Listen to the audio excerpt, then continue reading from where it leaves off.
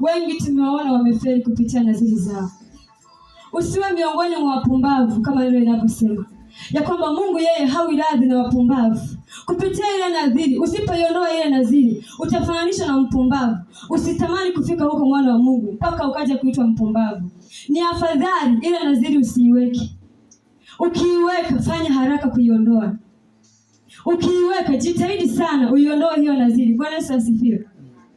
Yeye Mungu hawi radhi na wapumbavu. Mimi nimeshawahi kutoa shuhuda kwa wamama kwamba niliwahi kupitia magumu, niliwahi kupitia wakati mgumu, lakini kupitia huo wakati mgumu nikawa naweka nadhiri ambazo siwezi hata kuzikamilisha. Bwana Yesu asifiwe. Nilikuwa nikifika nyumbani najisikia kuumia moyoni. Wakati mwingine napiga magoti mbele ya kitanda, nalia, naomba msamaha kwa Mungu, namwambia Mungu nisamehe katika haya niliyoyaweka, sitaweza kuyaondoa. Bwana Yesu asifiwe. Nilikuwa naweka hata vitu vya maharaki kwamba nitatoa viti 10, wakati mwingine nitatoa madhabahu ile ya vioo. Sina biashara yoyote. Bwana Yesu asifiwe. Kwa sababu gani? Kwa sababu nilikuwa napitia mazingira magumu. Nilikuwa katika nyakati mbaya. Katika hizo nyakati zikanifanya mimi kuahidi vitu ambavyo kwa hali ya kibinadamu siwezi nikakamilisha.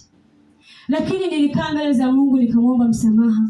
Nikaona kwamba kama haitoshi, nikamshirikisha mchungaji aliyekuwa anamenyelea muda huo. Nikamshirikisha, nikaombewa sala ya toba. Baada ya hapo nikasamehewa. Bwana Yesu asifiwe.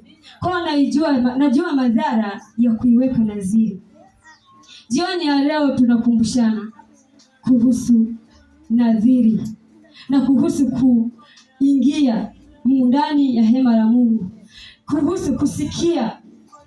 Unaposikia, sikia na uweke. Unaposikia, sikia na upokee. Bwana Yesu asifiwe. Usisikie halafu yakapita. Wahubiri wanahubiri kila kuitapo leo.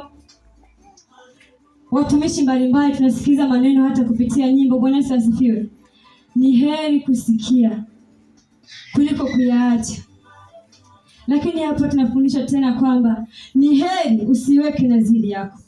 Usifananishwe na mpumbavu. Bwana Yesu asifiwe.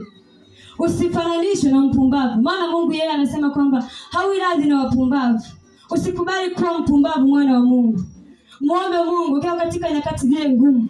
Ukiwa katika ule wakati wako mgumu, mwambie Mungu, nitoe katika hii hali. Ukinitoa katika hii hali nilionayo, nitafanya kitu.